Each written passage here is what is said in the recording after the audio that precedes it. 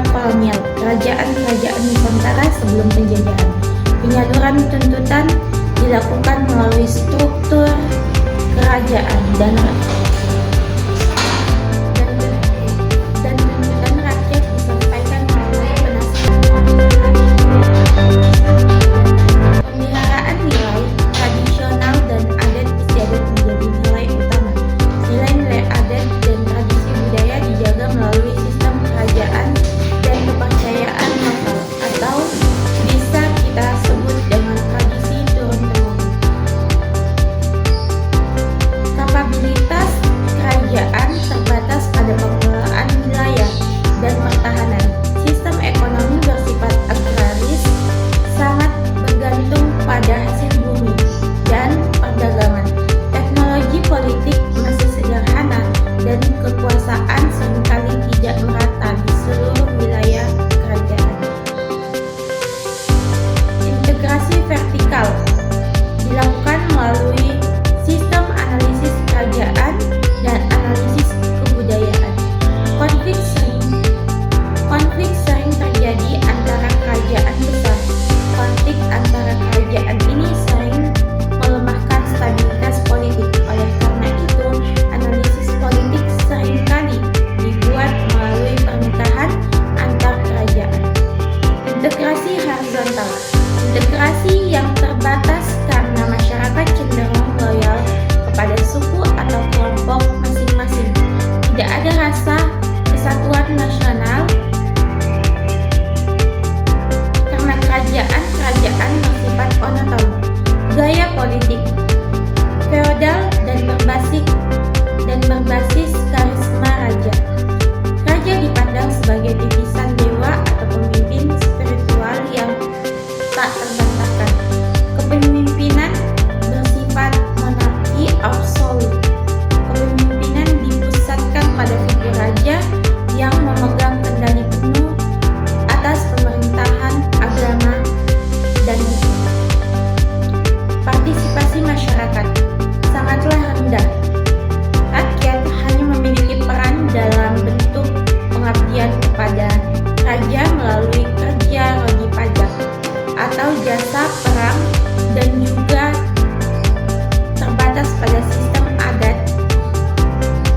Keterlibatan militer digunakan untuk mempertahankan wilayah, menaklukkan kerajaan lain, dan menjaga stabilitas internal dan dikendalikan oleh raja. Aparat negara berupa pejabat kerajaan. Stabilitas relatif stabil pada tingkat lokal, tapi rawan konflik antar suku atau kerajaan. Masa kolonial, penjajahan Belanda dan Jepang. Penyaluran aspirasi rakyat dibatasi oleh sistem kolonial dan hampir tidak ada karena pemerintah kolonial hanya berfokus pada ekspektasi. Tuntutan mulai disampaikan melalui organisasi seperti Serikat Islam dan Budi Utomo, yang kemudian berkembang menjadi gerakan nasionalisme. Pemeliharaan nilai lokal mulai tergeser oleh pengaruh nilai-nilai barat.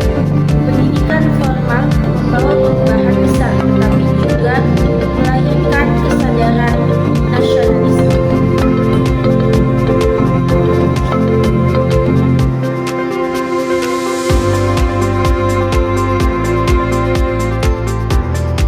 Kapabilitas pemerintah kolonial memiliki kapabilitas tinggi untuk mengeksploitasi sumber daya, tetapi tidak untuk kesejahteraan rakyat. Kapabilitas meningkat dengan pembangunan infrastruktur, tetapi hanya untuk mendukung eksploitasi sumber daya oleh kolonial, sedangkan rakyat pribumi tetap tertinggal.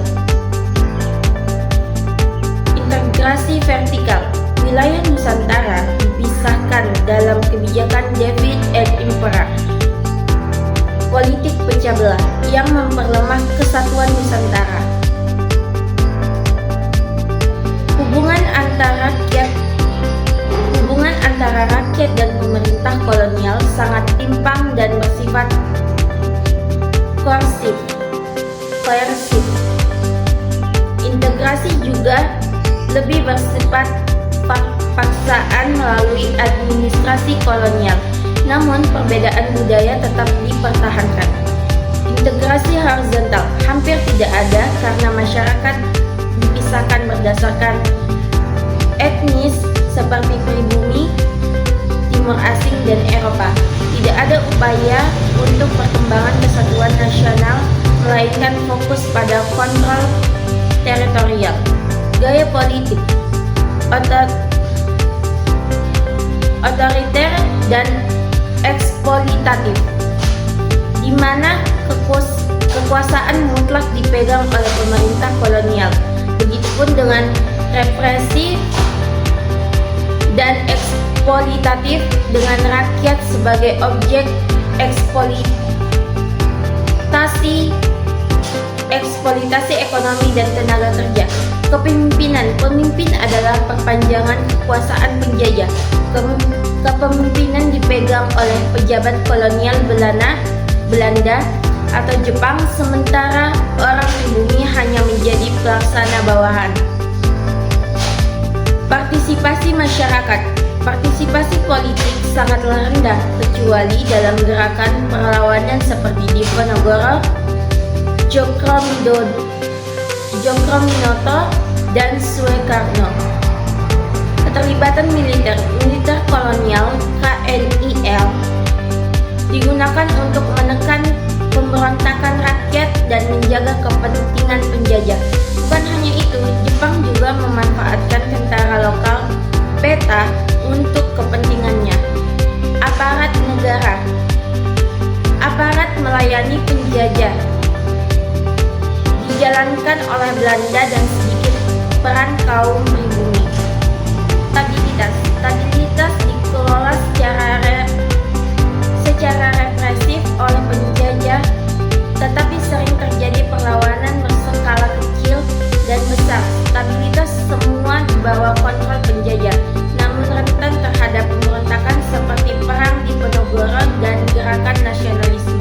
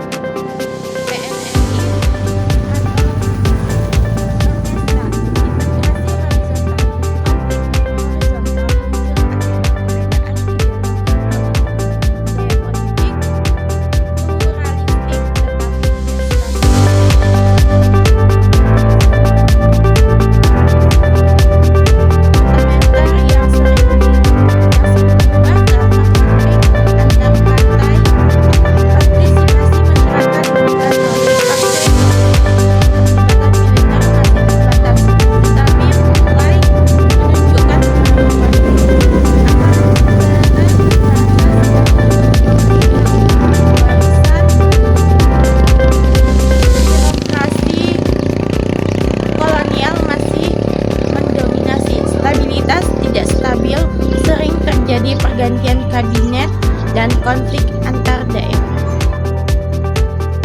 Masa demokrasi pada tahun 1999 sampai 1960. Penyaluran tuntutan diarahkan sesuai kehendak Presiden Soekarno.